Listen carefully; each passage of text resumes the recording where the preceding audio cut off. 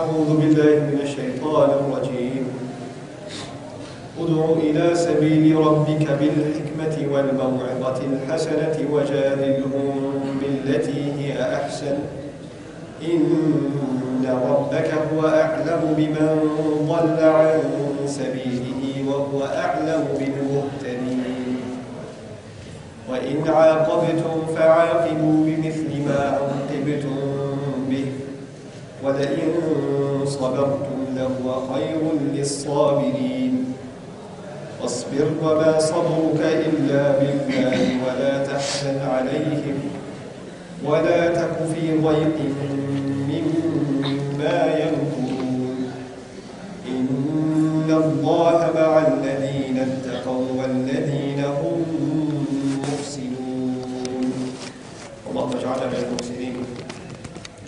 الحمد لله رب العالمين والصلاة والسلام على سيد الأنبياء والمرسلين وعلى آله وصحبه أجمعين. ثم أما بعد. السلام عليكم ورحمة الله وبركاته. Once again, I was actually very torn about what I'm going to talk to you guys about today in our brief gathering, and I think I'll try to cover as many thoughts as I possibly can in regards to this passage in the next half an hour or so. But if it is left over, I'd like to, inshallah, another time come back and complete this discussion.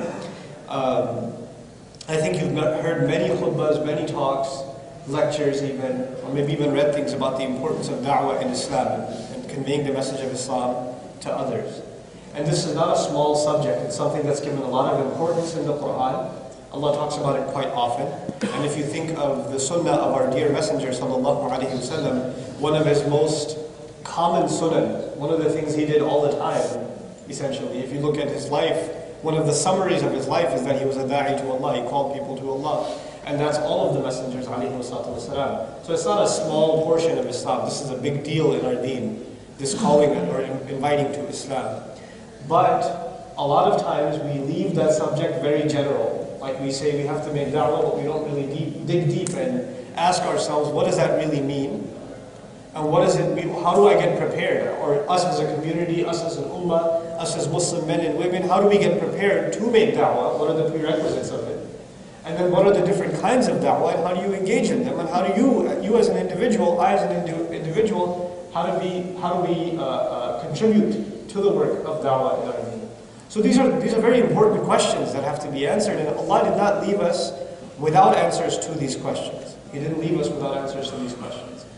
But today, inshallah ta'ala, though I want to talk to you about very important and high things, they do come before that. There is a prerequisite, and it seems like an unrelated topic, but it is a critical thing that we have to address.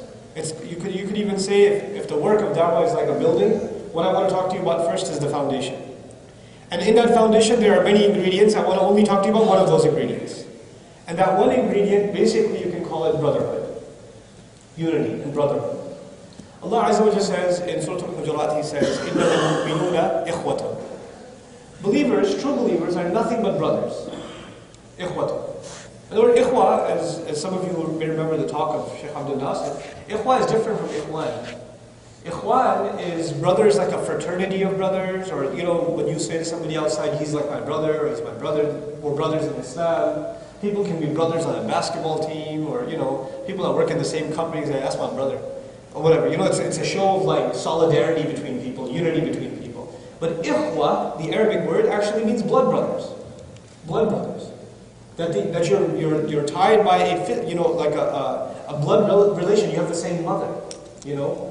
That's the word Allah used to describe our relationship with each other. إِنَّمَا الْمُؤْمِنُونَ إِخْوَةٌ. Now that requires us to think very deeply, because brothers, blood brothers. How many guys here, brothers here that actually have brothers, physical siblings? Okay. If you have brothers, you know this already. You fight a lot. Between brothers, there are a lot of arguments. You get into it. You can even beat each other up, get into a wrestling bout. It can get ugly. And sometimes I hate that guy, I can't stand you. Get out of my room. So brothers, between brothers, it's a natural thing to have clash. But the ayah is about unity. And yet Allah compares us to blood siblings. And what is that? One of the first implications of that is we are going to have fights.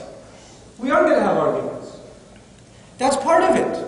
But you know what? Even if you're beating your brother up, somebody on the outside comes and starts beating your brother up, you know what you're going to do? Hey, that's my brother. I could beat him up. You can't touch him. You can make fun of your brother. You can make jokes about him. You can make fun of how short he is or how fat he is or whatever. Somebody else comes along and starts making fun of your brother. What are you going to do? If you have any sense of self-respect, you go, hey, that's my brother. You understand? So even if you have kind of rifts in between, in the end, there is something stronger than any. It's this bond of blood is very strong, and beyond all the arguing and bickering, that bond has to be there. Now the reason I mention that is we say very easy to say the entire ummah, we are all brothers in Islam. The people in Egypt and the people in Indonesia and the people in Turkey and the people in Pakistan and Bangladesh and the people in Somalia are all brothers in Islam. Very easy to say that. But, the litmus test, if you actually believe that those are brothers in Islam, how much like a brother, like a true brother, sincere brother, do you act with the person praying next to you? Very easy to talk about the guy living in Turkey and say, those people are my brothers in Islam. I know those people in Somalia, those Muslims in China, they're my brothers in Islam. Very easy. What about the brother praying next to you? What about the guy you give dirty looks to when you're walking out of the masjid? He's not your brother? What happened then? So we know what we do. We think of the big picture, and we easily forget what is right in front of us. The proof of whether we think this ayah is true for us or not is not when you think of the international sense of the word, and people get all up in roar. I'll open up a can of worms for you guys. Like, you know how in masjids across America, there's this huge debate about when to start Ramadan, and when to do Eid, right? For example, should we go global sighting? Should we follow this country or that country? Should we go local sighting? And if we go local sighting, which state should we go with? Etc. There's all this fighting. And then some people argue, we have to have unity in the ummah, and that's why we have to pray the same way. I'm like, wait. Hold on. Don't bring up unity. Because if we're going to talk about unity, right now we're in a situation where we don't even have clean hearts towards each other, well, Eid or no Eid. Even in regular salawat, even in our regular interaction with Muslims, we have all these things that these judgments that we pass against the other Muslims, right? Now the thing of it is, I want to share with you, in this regard, I want to share with you a story. When I was in New York, in my college days, this must be the year 1873, I was in Brooklyn, right? I'm in Brooklyn, and I used to go to the masjid of Imam Siraj Mahal. You guys know who that is, right? So when I was back in the MSA days, before I could grow a beard, I knew Imam Siraj.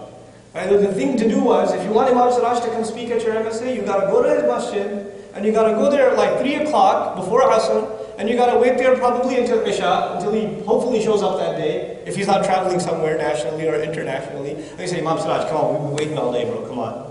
Hook us up. Our MSA tomorrow. What do you say? Lunch. We'll get pizza. And he was cool like that, so he would come, right? So I go to the masjid, and a bunch of us brothers from the MSA, we go, and we're sitting there waiting for Imam Siraj to show up. And we see this kid, who's like really skinny, white kid, sitting in the corner, kind of looking around. This is after Jumu'ah, by the way. Imam Siraj didn't give the khutbah, so we thought maybe he'd come for us, or maybe he'd come for Maghrib. So we spent the entire day waiting. We're doing our homework in the masjid, right? So we see this kid, he's kind of looking around. So we just went over, said salam to him, started talking to him. And he had a funny accent when he said, wa alaikum salam.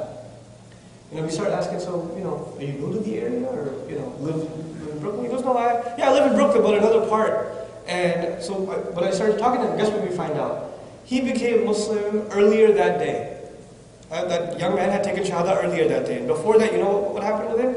He was a devout Christian, a very serious Christian. He was doing Christian studies, and he used to go to a church. But he didn't like something about the church. He said there was a black church, and there was a white church, and there was a Spanish church, and all these churches were very ethnic, and they only cared about their own. And even though they talked about God and humanity, they only really talked about their own people. And even within that, they would fight with each other. And my heart was like, how can this be the right religion? So I started reading the Bible for myself, and I realized, there are a lot of laws in the Bible that Christians don't follow. So they started looking into who follows the laws of the Bible. Oh, the Jews do. So he goes to the synagogue, and he started learning the Torah.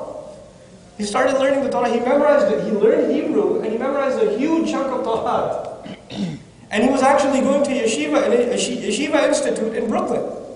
Brooklyn looks like Tel Aviv, some parts of it. It's a very